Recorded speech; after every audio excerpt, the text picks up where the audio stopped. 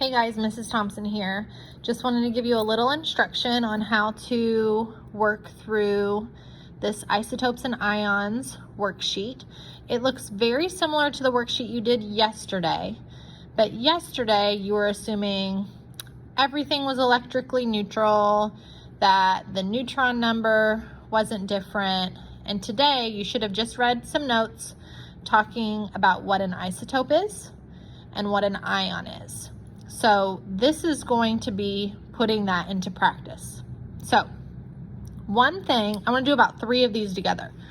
One thing that is not going to change ever is the atomic number is going to be the same as the proton number. So if the atomic number is 17, so is the proton number. Okay? Now, another thing that's not going to change is the protons and neutrons added together are going to equal the mass number. So 17 plus 19 is going to be 36. All right, here's where we have to do a little bit of figuring. So in this case, they're saying the charge is 0, which means it's not an ion. So if it's not an ion, we know the protons and electrons are the same number.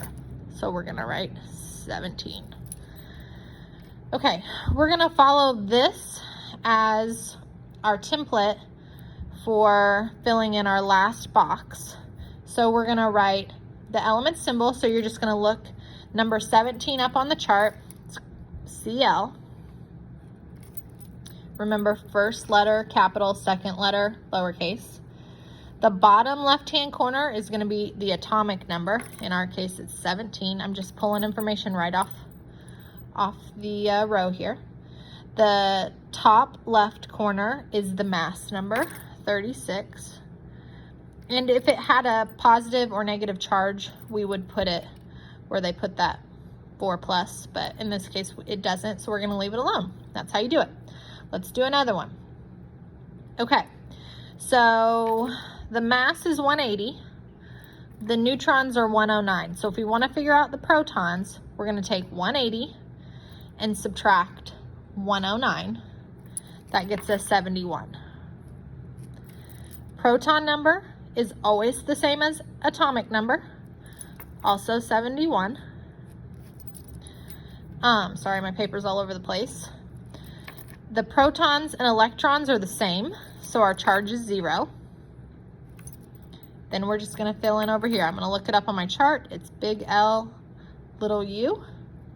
71 in the corner, 180 in the top corner. Still electrically neutral, so we'll leave it alone. Okay, one more and then I'm going to let you work. Number 3.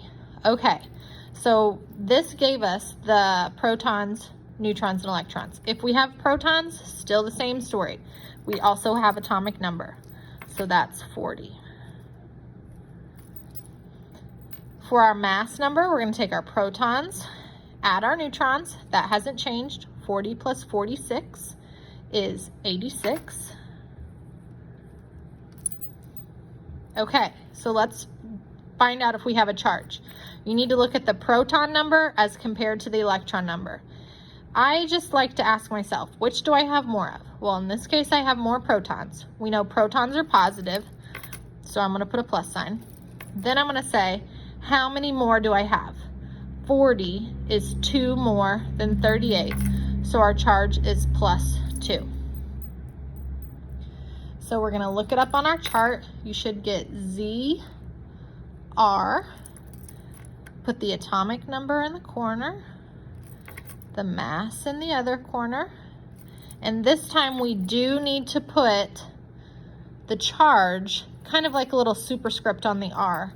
So we're going to put, and you kind of write it backwards, 2 plus is the charge. So that is telling us that this is a positive ion that has a plus 2 charge. Okay, so I want you to fill in the rest of the chart on your own. If you have a question, just like yesterday, feel free to come down and ask me. I will be happy to help you, but hopefully this helps. So the first thing you're doing today is reading those notes on ions and isotopes. Then you're gonna work on this worksheet, turn it into the sub when you are finished, and have a wonderful weekend.